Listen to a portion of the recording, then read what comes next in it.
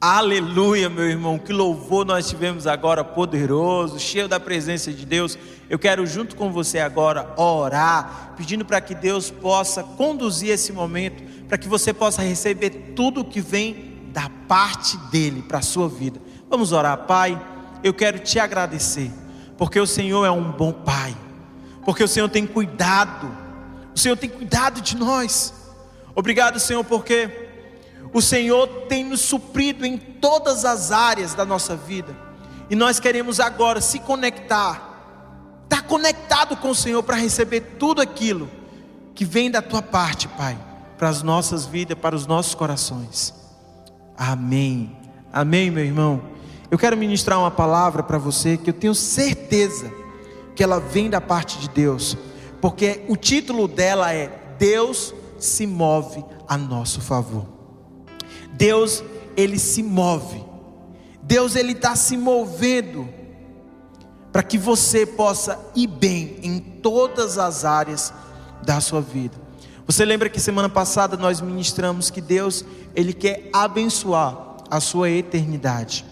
Ou seja, Ele não quer apenas te curar dessa enfermidade, mas Ele quer abençoar a sua eternidade. Esse é o desejo, e nós aprendemos também que a palavra salvação, o significado dela é que você possa ter uma vida completa em todas as áreas da sua vida. Deus deseja que você possa ser completo nele, em todas as coisas. Não é só naquilo, não, é em todas as coisas. Deus deseja te abençoar. Deus deseja que você possa ser completa. É como essa palavra que vem, o sozo de Deus possa ir sobre a sua vida. Ele diz que você seja salvo. Ele está falando que você possa ser completo. E hoje nós vamos aprender que o Deus, Ele se move. Ele se move ao nosso favor. E eu quero ler com você um texto que está lá no livro de João, capítulo 11. Nós vamos ler a partir do versículo 28. Tendo dito isto, retirou-se e chamou Maria, sua irmã, e lhe disse em particular: o mestre chegou e te chama. Ela, ouvindo isto, se levantou-se depressa e foi ter com ele. Pois Jesus ainda não tinha entrado na aldeia, mas permanecia onde Marta se avistara com ele. Os judeus que estavam com Maria em casa e a consolava, vendo-a levantar-se depressa e sair, seguiram-na, supondo que ela ia ao túmulo para chorar. Quando Maria chegou no lugar onde estava Jesus, ao vê-lo, lançou-lhe aos pés, dizendo: Senhor, se estivesse aqui, o meu irmão não teria morrido. Jesus, vendo-a chorar, bem assim os judeus que a acompanhavam, agitou-se no espírito e comoveu-se, e perguntou: onde o sepultastes? E eles lhes responderam: Senhor, vem e vê. Jesus chorou. Então disseram os judeus: vede quanto o amava. Irmãos, esse texto está falando de quando Jesus saiu para ressuscitar Lázaro. E eu gostaria, irmãos, de enfatizar 3 pontos que eu quero falar com você hoje. É lógico que a gente poderia usar muitas coisas, falar sobre muitas coisas desse texto, mas tem 3 pontos que eu gostaria de enfatizar, e eu tenho certeza que depois que você aprender sobre isso, você vai dizer: poxa, Deus realmente se importa comigo. Então, olha o primeiro ponto: o Espírito de Deus se move. Olha o que a palavra fala agora lá no texto de João 11, mas agora nós vamos ler o versículo 4 e 7, e fala assim: ao receber a notícia, disse Jesus: esta enfermidade não é para a morte, e sim para a glória de Deus, a fim de que o Filho de Deus seja por ela glorificado. Ora, amava Jesus a Marta e a sua irmã e a Lázaro. Quando, pois, soube que Lázaro estava doente, ainda se demorou 2 dias no lugar onde estava. Depois disse aos seus discípulos: vamos outra vez para Judeia. Irmãos, Jesus, ele veio de longe para estar com Marta, com Maria, para poder ressuscitar a Lázaro. Jesus, ele veio de um lugar distante. Ele saiu da onde ele estava para poder ir atender às necessidades de Marta e de Maria, porque ele ficou sabendo que Lázaro estava enfermo. E sabe o que foi que Jesus foi fazer? Ele foi até onde Lázaro estava. Irmãos, tem tantos textos da palavra de Deus que a gente pode olhar e ver Jesus saindo de um lugar e indo a outro para poder curar, para poder libertar, para poder transformar. Foi assim o ministério de Jesus. O ministério de Jesus era ele andando de lugar em lugar, de aldeia em aldeia, de cidade em cidade, pregando, curando, libertando. Ele estava se movendo em favor das pessoas. E é engraçado, irmãos, que Deus, ele tem essa característica. Deus, ele não fica parado. A Bíblia fala que o Espírito de Deus, ele se move. Quando você vê essa palavra, o Espírito de Deus, a primeira vez na Bíblia, está lá em Gênesis capítulo 1, versículo 2. Eu vou até ler com você, que fala assim: e a terra era sem forma e vazia, e havia treva sobre a face do abismo, e o Espírito de Deus se movia sobre a face das águas. Deus se move, ele não está parado. A característica dele é estar em movimento. Ele está lá em movimento, em movimento. Muitas vezes nós achamos que Deus não está nos escutando. Muitas vezes nós achamos que Deus não está escutando as nossas orações. Ou a gente acha que Deus está de longe, só vendo a situação acontecendo e não está fazendo nada. É errado. Ele se move, e ele tem se movido para atender as nossas necessidades. Ele tem se movido para suprir todas as coisas na nossa vida que precisa ser mudado, que precisa ser transformado. Não ache que você está aqui agora assistindo essa palavra à toa. É porque Deus está dentro de você agora, fazendo com que você fique aqui conectado, ligado, para você saber o quanto Ele te ama, o quanto Ele se importa com você, o quanto Ele não desiste de você, o quanto Ele olha na angústia, na aflição. Porque naqueles momentos onde você acha que está sozinho, sabe quem está aí do seu lado? É Ele. E Ele está olhando para você, Ele está ao seu lado, falando: eu estou com você, eu importo com as suas necessidades, eu quero te suprir. Eu não vou ficar parado achando que as coisas estão acontecendo e Deus não está simplesmente fazendo caso. Ele faz, Ele se importa com você. Então esse é o primeiro ponto. Deus se move, o Espírito de Deus se move, e Ele se move ao nosso favor. O segundo ponto são os intercessores. Olha que interessante, porque para a palavra chegar até Jesus que Lázaro estava doente, para aquela notícia chegar até Jesus que Lázaro estava sofrendo daquela enfermidade, alguém precisou ir lá atrás de Jesus. E olha o que acontece lá no texto de João. Agora nós vamos ler do versículo 1 ao 3, e fala assim: estava enfermo Lázaro de Betânia, da aldeia de Maria e de sua irmã Marta. Esta Maria, cujo irmão Lázaro estava enfermo, era a mesma que ungiu com bálsamo o Senhor e lhe enxugou os pés com seus cabelos. Mandara, pois, as irmãs de Lázaro dizer a Jesus: Senhor, está enfermo aquele a quem amas. Irmãos, Maria e Marta enviaram mensageiros para ir até Jesus, para procurar Jesus, para falar: olha, Jesus, Lázaro está doente. E nós podemos chamar esses mensageiros de intercessores.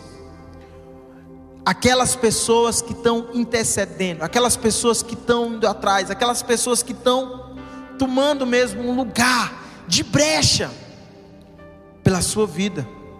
Sabe que talvez você está agora me assistindo, e você está assistindo porque alguém que te ama enviou esse link para você. Essa pessoa é um intercessor seu. Essa pessoa tem estado diante do Pai orando para que você possa se dar bem, para que o Senhor possa ir em seu favor. Essas pessoas são muito importantes, irmãos.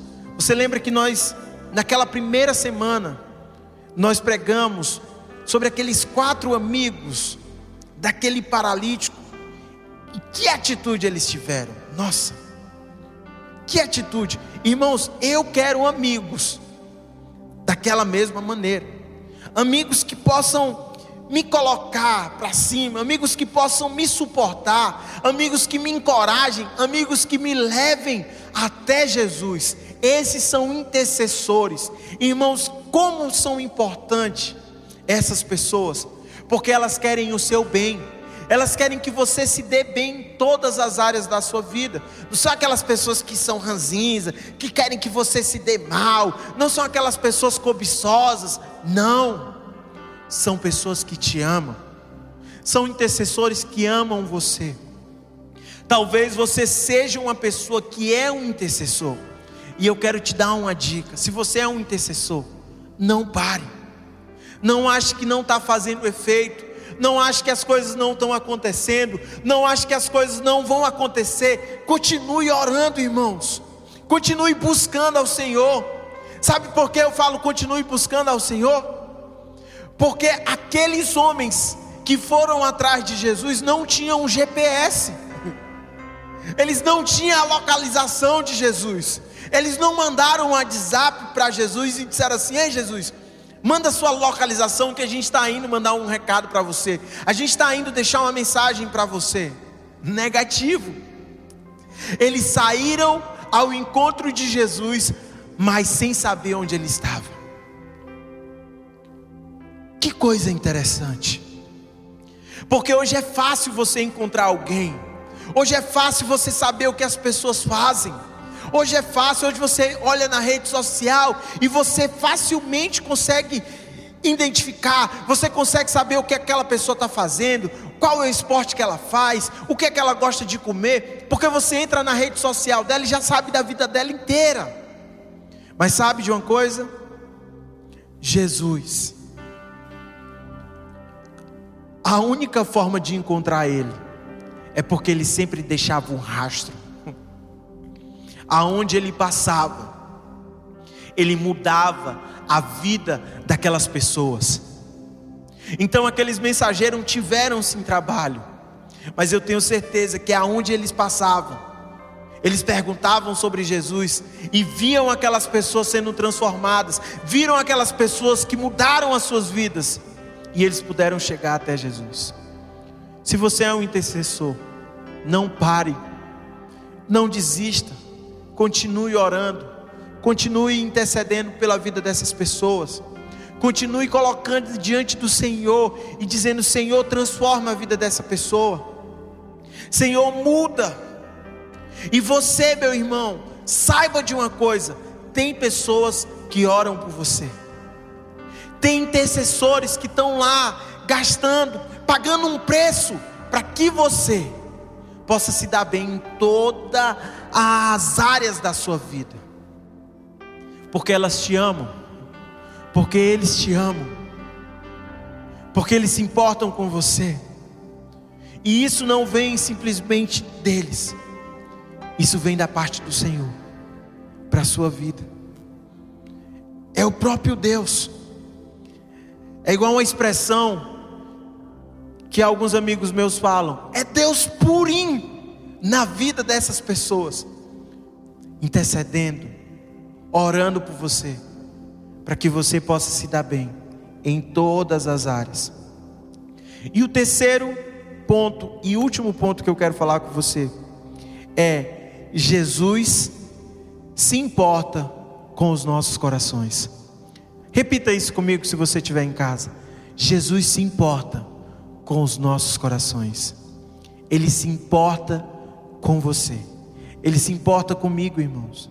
Ele se importa com a sua família. Ele se importa com aqueles que fazem parte da sua vida. E olha o que a palavra de Deus fala lá em João 11. E nós vamos ler de novo o 35. E diz assim: Jesus chorou. Nossa.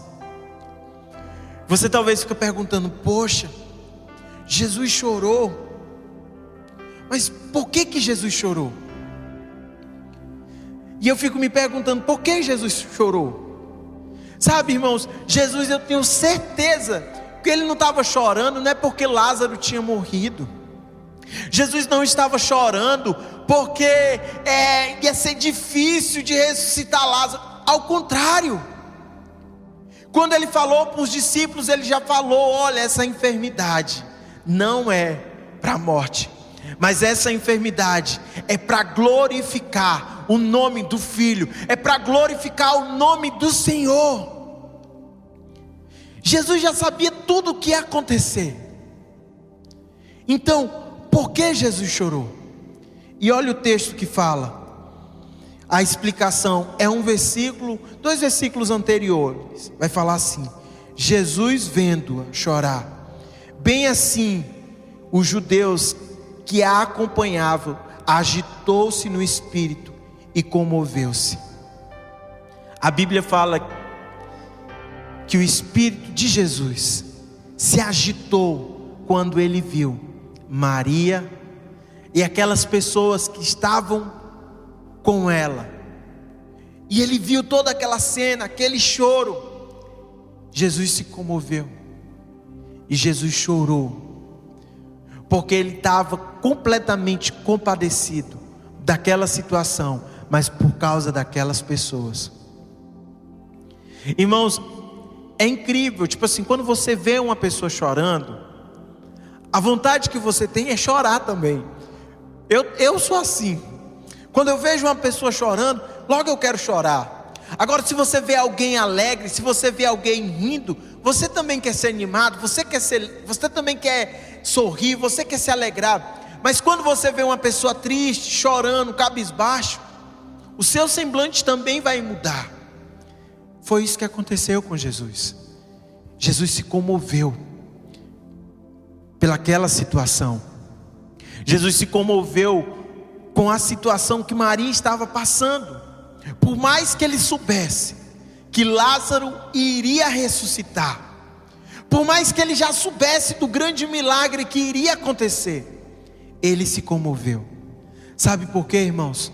Jesus se importa e ele se comove com os nossos corações, com as nossas necessidades. E eu queria até ler mais 2 textos com você, que vai falar praticamente a mesma coisa, mas isso é uma característica de Jesus. Ele se comove, ele se compadece. Olha o texto de Lucas 7. Nós vamos ler Lucas 7 do 11 ao 13, e vai falar da viúva, essa viúva de Naim. Irmãos, olha que texto impressionante.